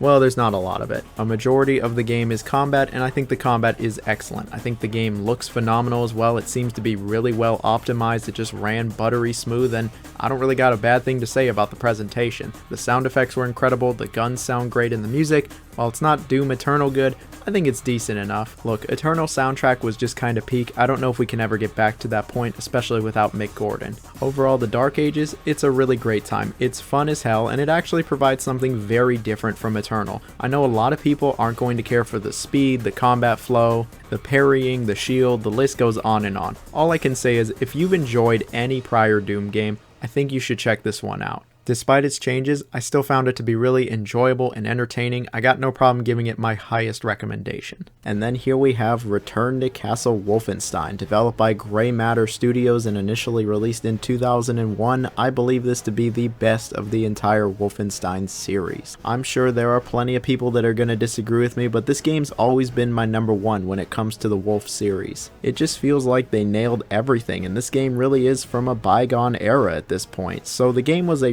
reboot to the Wolfenstein series. Taking place during World War II, the game begins with BJ actually getting captured by the Nazis and sent to Castle Wolfenstein, this medieval prison. Of course, he breaks out pretty much instantly and wants to put as many Nazis in the grave as possible. And that's really the extent of the story. There is a bit more plot to this. Death's Head shows up, he's the main antagonist. There's a lot of supernatural shit in this game, as much as Wolfenstein 2009. Hell, there might even be more. Zombies, vampires, cyborgs, yeah, there's a lot of crazy shit going on in this game, but it doesn't feel out of place. I think it all actually does really come together here though. Is the story anywhere near as good as the New Orders? Is the writing and the plot and the setting as intriguing or engaging? No, but I still do think it is pretty good. Something this game has in absolute spades though is atmosphere and vibe. Like, the atmosphere to Return to Castle Wolfenstein is so good. It has that early 2000s, almost Y2K-like aesthetic and visuals that I cannot get enough of. I love how this game looks, I love how the weapons look, how everything animates, the environments look really nice, and this game really just nails the mood. Like, they knew what they were doing here, and I'm picking up what they're putting down, I'm smelling what they're cooking. I like it. And what certainly helps things is that the music is excellent in this game. Maybe the best of any Wolfenstein game, and that actually is saying something. But alright, let's get to the moment-to-moment gameplay here. It's a really solid old-school first-person shooter. You can carry all of your weapons at once, you don't regenerate health, you have to find health and armor pickups, and you're pretty much shooting everything in sight. The gunplay actually feels really nice in this game. All of the weapons feel different from each other, and there's a good amount of them. There's more than just your standard World War II weapons here. The game has a bunch of experimental weapons also, and these feel great as well. There really isn't a bad weapon here. I love the combat to this game. Everything from how the weapons feel to how the enemies react, it's all incredibly engaging. Speaking of the enemies, there's actually a really big enemy roster here. There's more than just your average Nazi. Like I already mentioned, a bunch of supernatural stuff shows up here, and you're fighting all sorts of crazy shit. There's zombies, there's ghouls, there's monsters, there's mutants, cyborgs, the SS show up, all these women in leather show up to try to kick your ass, all these kinky bitches trying to take out BJ. There's a pretty healthy enemy roster here, and it doesn't really matter what you're fighting, it's all enjoyable stuff. And it's all challenging as well. I remember the first time I played Return to Castle Wolfenstein, I was surprised with just how difficult this game can get. Oh yeah, it's that old school kind of difficult for an FPS where if you're not at least a little careful, you can get your ass whooped in a moment's notice. So you're still running and gunning, but a bit of skill is very much required here. I welcome it though. When it comes to this game's structure and pacing, I think it's incredibly well done. It's just linear mission after linear mission, and you actually go to a large number of environments. In most of the Wolfenstein games, you go to a few different environments, but this game, they have you going all over the damn place. Yeah, it starts in Castle Wolfenstein, but what if I told you that barely any of the game is actually a Castle Wolfenstein? You go through several other Nazi bases, you go through a dig site, a graveyard, numerous labs where all these experiments are being worked on. There's actually a good amount of variety in the environments and these levels, and I think the level design is actually very well done. All of these levels also have set pieces or interesting and memorable moments to them, and despite there being 27 missions, very few of them feel alike.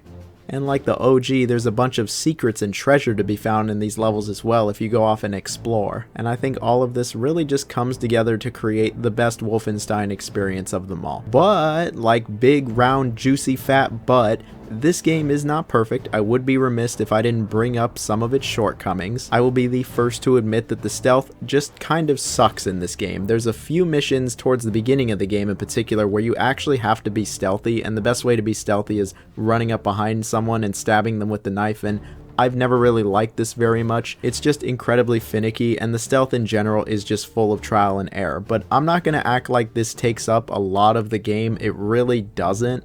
And anybody who says that the stealth sections ruin this game really is blowing it out of proportion. Like, look at the grand picture here. Is even 10% of your playtime during these stealth missions? Probably not. That, and I won't lie, it takes a minute to get used to the shooting in this game. It's not as intuitive as it might look. Your weapons are not crazy accurate here. You have to do burst firing for the most part. And while it's not bad and the learning curve isn't a 90-degree angle, it just takes a minute to get used to. I think for the most part though, this game is actually aged incredibly well. It's still very playable nowadays, and it works fine on any modern computer. There were some console ports back in the day, but I don't have any experience with those. I don't want any experience with those. I've always played on PC, and this really is one of my favorite first-person shooters of all time. I believe it's the apex of the Wolfenstein series, and at this point, I don't know if we'll ever get a Wolfenstein game that's better than this. Either way, you know this gets a big thumbs up and recommendation from me. And so here we have it, Quake 2, which is, in my opinion, the best of the entire Quake series. I know people have been going back and forth on what the best Quake game is forever, but my favorite's always going to be Quake 2.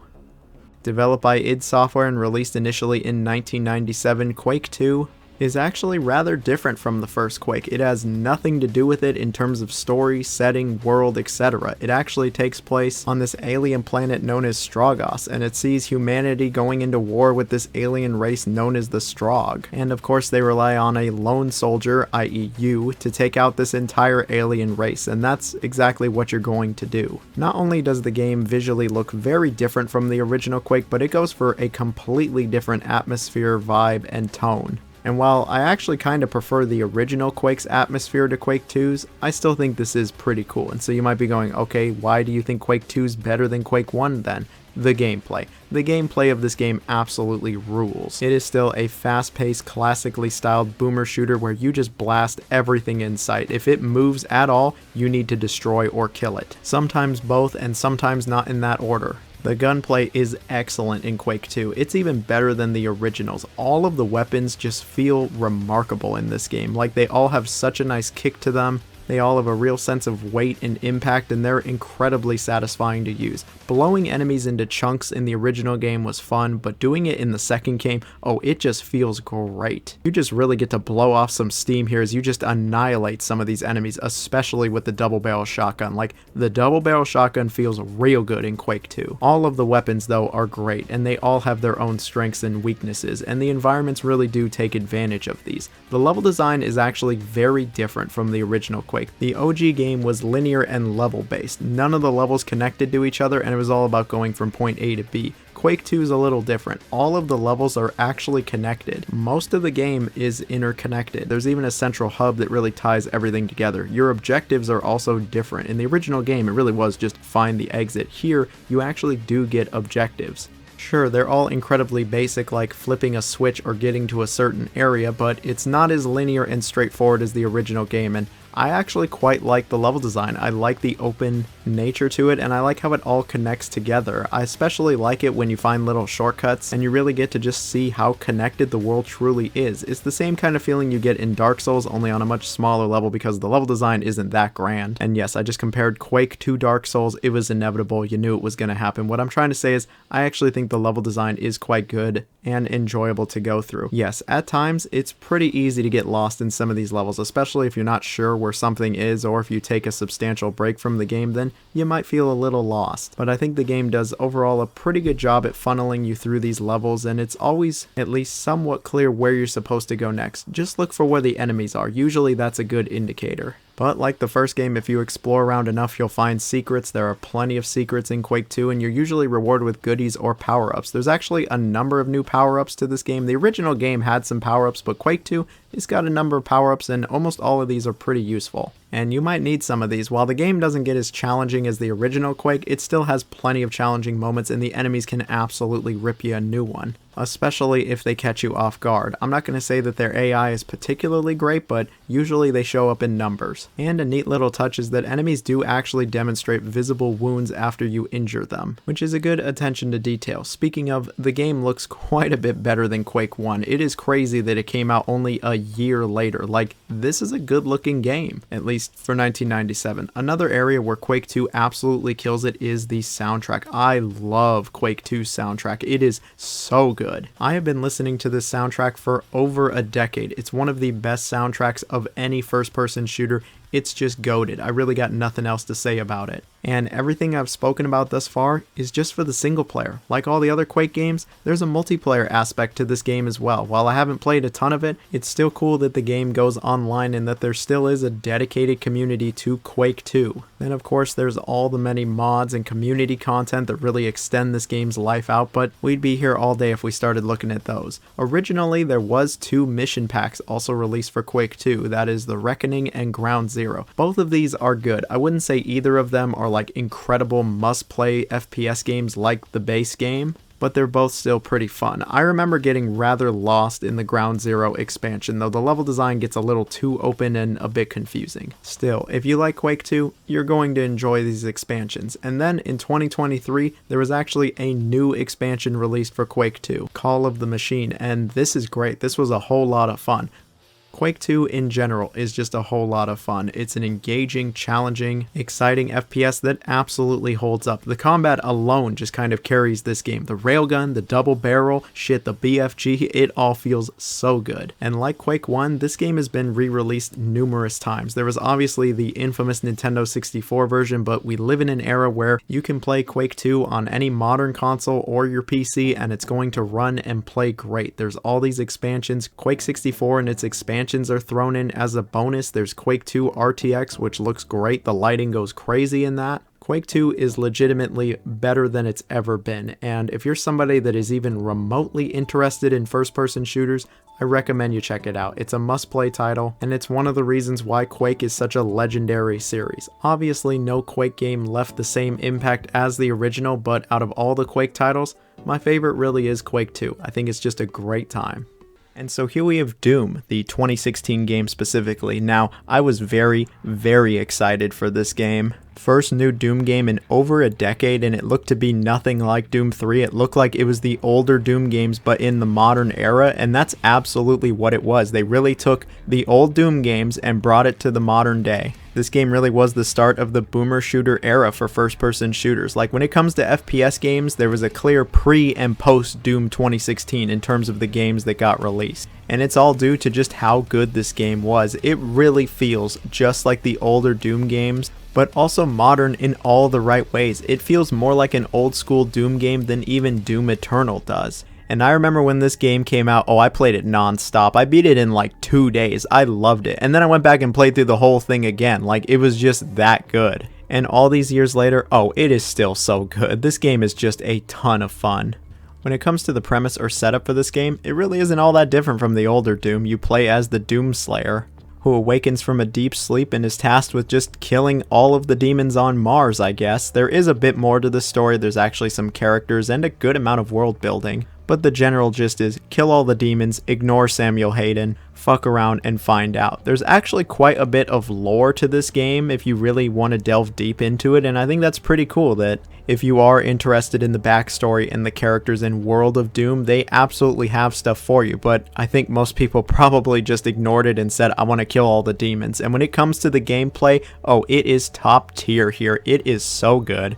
The first thing you'll notice is that this game is a lot faster than Doom 3. It moves at a pretty brisk pace, and you're going to want to be moving the entire time. You can hold all of your weapons at once, just like the older games, and you can absolutely fuck shit up in this game. A bunch of the classic weapons return, and they feel even more powerful than ever, especially the chainsaw. It just absolutely rips through shit. And speaking of the ripping and the tearing, this game introduces the glory kills, where you just absolutely execute some enemies. When you do enough damage, you can just do a finishing move where you just pummel the shit out of them and you get rewarded with ammunition and health and armor, and it is a lot of fun just completely destroying everything, doing all of these glory kills. Like, it's just an immediately satisfying, engaging combat loop that really never gets old. 2 or 3 playthroughs in and it still hasn't gotten old for me. Like, all of the classic enemies return. You can do some pretty sweet executions on all of them. Some of them mix things up a bit, but the combat in general is just some of the best you'll find legit in any first-person shooter. Outside of the combat, there's actually a bit to see as well.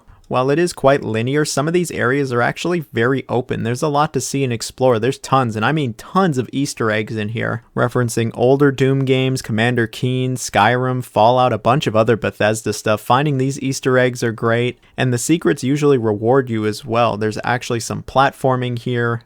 And of course, from time to time, you'll have to search for this little thing called a key card. You're probably pretty familiar with those. What I can appreciate is that when you're not in combat, it doesn't feel like downtime or the game's spinning its wheels, forcing variety on you. All of it feels natural. The way you progress through these levels is really great. There's 13 levels and there's really not a bad one here. The pacing in general is just superb, and they all feel decently different from each other. The other thing about the gameplay is it's just so much fun. I don't really have any other way to describe it. It's just immensely fun. The combat loops are so satisfying and rewarding, and it's just such a good time. The game is able to stay engaging throughout its entire runtime, and I'm certain that most people finished the game and then booted it back up because it was so much fun, and it really just never gets old. If you like first-person shooters and have not tried Doom 2016 or its sequel, I really don't know what you're doing. First-person shooters don't get much better than this, especially in the modern era.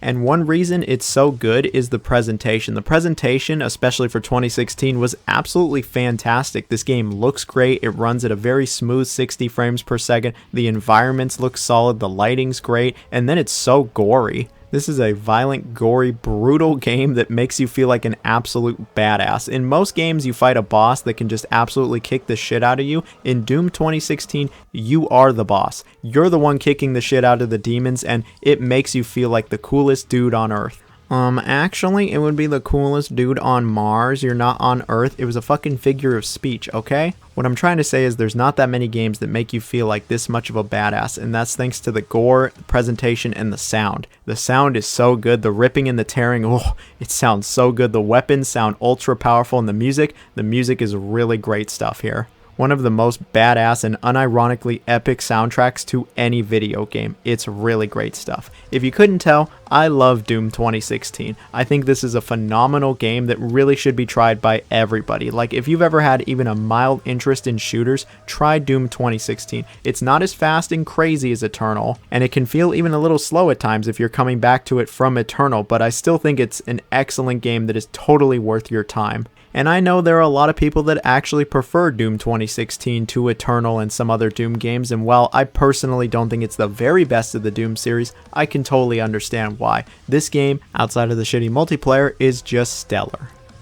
And so here we have Doom Eternal, which released in 2020. I very much remember the day this game came out. It came out the same day as Animal Crossing. It was right when COVID was starting, and even though we were all quarantining, I gotta say, we were eating real good with video games, and that's because Doom Eternal, oh, this is just one of my favorite games, like, of all time. I love this game the moment I booted it up, and dozens upon dozens of hours later, oh, I still absolutely love this game. So it is a sequel to the 2016 game.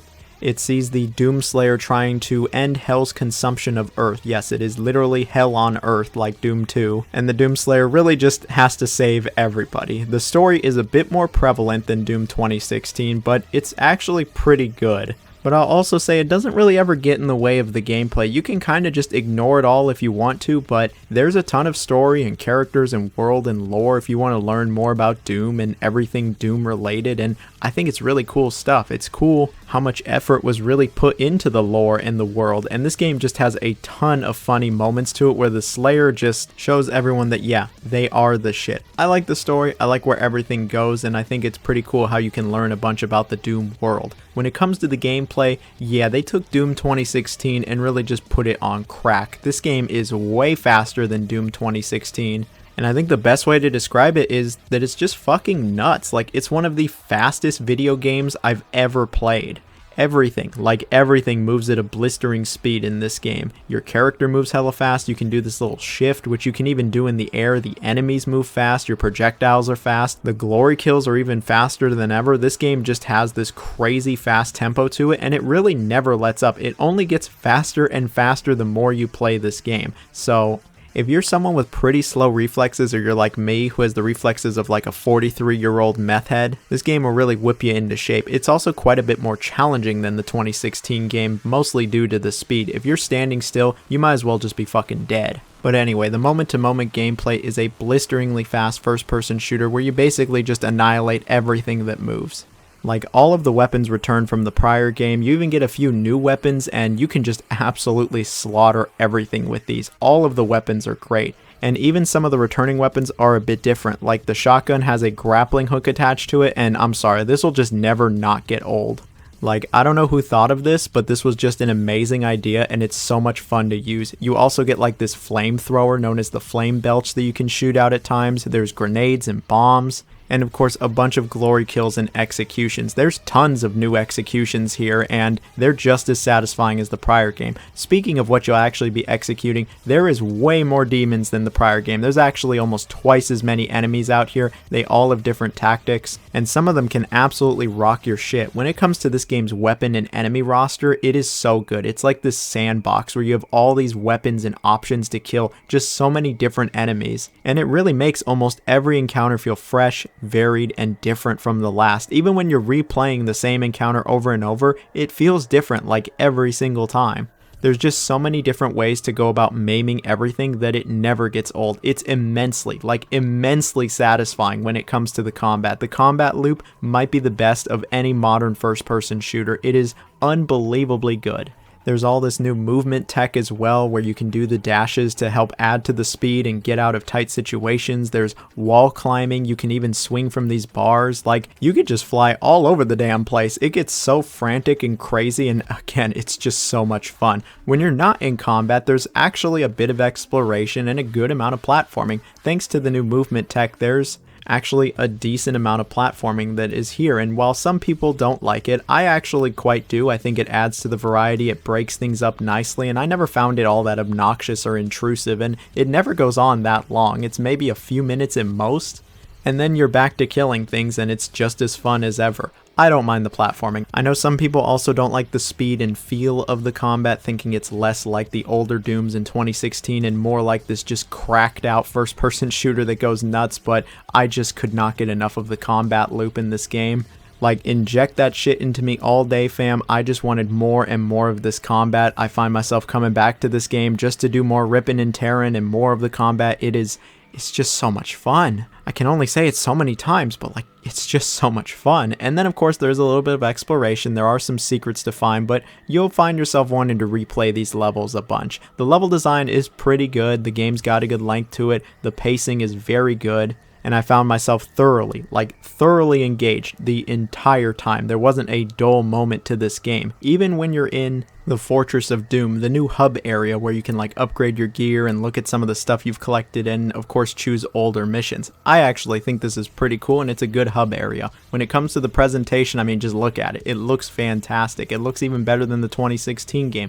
The demons look great. They look really great when they get ripped apart. This is a gory, violent game, and yeah, it just looks really good. The humans look good. The environments and lighting are absolutely killer, and then the soundtrack is just goated. It's one of the best soundtracks to any video game ever. I love the soundtrack to Doom Eternal. It is crazy good. Like, I just want to listen to some of it right now, honestly. It is that good. I love the soundtrack to this game. I love basically everything about Doom Eternal. It's one of the greatest first-person shooters ever made, and it shows that Doom really is the king of first-person shooters. It is the big kahuna. It's like at the top of the mountain. It's so good. If you have not tried it at this point, and you even kind of like first-person shooters, I think you should give Doom Eternal a shot. I think you're going to enjoy it. I mean, I'm sure there are plenty of people that don't enjoy Doom Eternal or don't love it as much as certain other Doom games, but we can all agree that it's still a pretty fun time, right? And then there's the DLC, the Ancient Gods Part 1 and 2, and this is some of the best DLC for like any FPS. The first episode is actually really difficult, like shockingly difficult. The second episode is a bit more balanced, and I like the second one a bit more, but this DLC, oh, it's also very good. Look, I've been gushing about Doom Eternal for several minutes now. It's pretty obvious how I feel about it. I think everybody should go try it at some point. It's such a good time. And then we have Doom 2 Hell on Earth, originally releasing for the PC in 1994. Doom 2 is not only my favorite of the Doom series, but maybe my favorite first-person shooter of all time. I've played a lot of FPS games, but none of them have hooked me as deep as Doom 2 has. Call it my nostalgia or fond memories, but I just love this game to pieces. I've played through this game like a dozen times, and it never gets old. Sure, while the new Doom games are graphically superior, they're way more violent and satisfying, there's just something about Doom 2 that makes me say, hey, I think this is still the best Doom game. I absolutely love the other Doom games, but Doom 2, this game just hits different. When it comes to the story, it's hell on Earth. The demons have gone to Earth to take over, and the Doomslayer shows up to save the entire planet. Pretty simple stuff. When it comes to the gameplay, it very much is a sequel to Doom. It plays just like Doom, where it's a fast-paced first-person shooter that sees your character getting dropped into these somewhat large environments and told to just kill everything and get to the end. Along the way, you'll find plenty of key cards to open doors, switches, elevators. You know how this shit goes. There's plenty of different demons to stop you, though. All of the weapons return from the original game, but there is one new addition, the Super Shotgun. This double-barrel shotgun is one of the greatest guns to ever be in any video game. It is so great and it's so much fun to use. The combat is just as enjoyable as it was in the original Doom. It feels even better. There's new enemies here,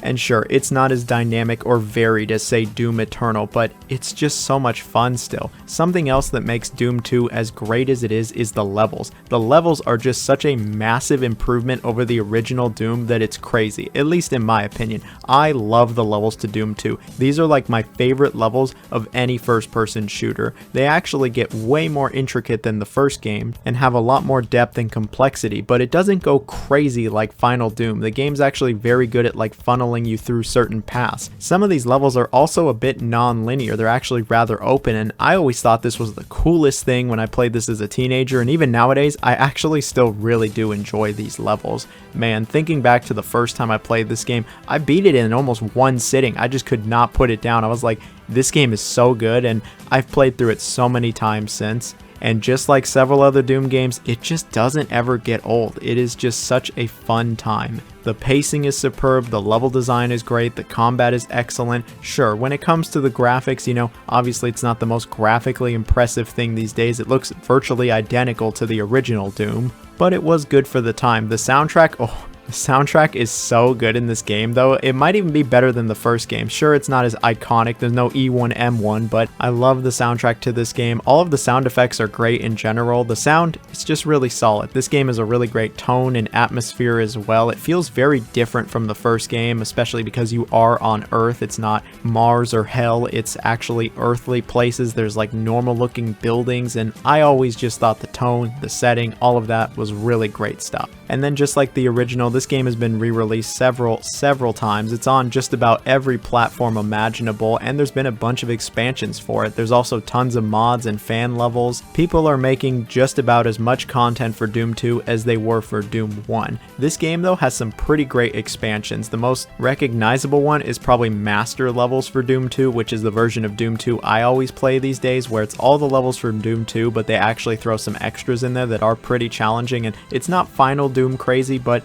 it can get difficult. It's a welcome challenge, and some of those levels are actually pretty intricate, but throughout the years there's been other expansions. There was No Rest for the Living, which was developed by Nerve Software, but it was under the direction of id Software, and this was for the Xbox 360 release of Doom 2, and these levels, yeah, they're solid enough. The most recent expansion actually came out in 2024. Yeah, it's 2024, and Doom 2 is still getting an expansion. It was Legacy of Rust, which was developed by id Software along with Night Dive Studios and Machine Games, and yeah, these are some pretty great levels. It's more Doom 2. How could you not love it? Like, there's a reason that so many people are still playing Doom 2 even nowadays. It's got all the hallmarks of just its certified classic that I think everybody should try. If you've ever been interested in a first-person shooter, video games in general, give Doom 2 a shot. It's available on everything. Yeah, it is pretty old now, and I'm sure there are plenty of people that will look at this and go, oh, that's too crusty, that's too ancient, I don't want to play that. Just give it a shot. You'll be shocked at how well it actually has aged and how well it does hold up. Again, while it doesn't go as nuts as Eternal or 2016, this is my favorite Doom. It's like always been my favorite Doom, and it might continue to be my favorite Doom for a very long time. And there you have it. We've ranked every Doom, Quake, and Wolfenstein game. Yep, I got Doom 2 still all the way at the top. I know people are still scratching their heads, surprised that I love Doom 2. What can I say? I really do genuinely love Doom 2. It's like my favorite one.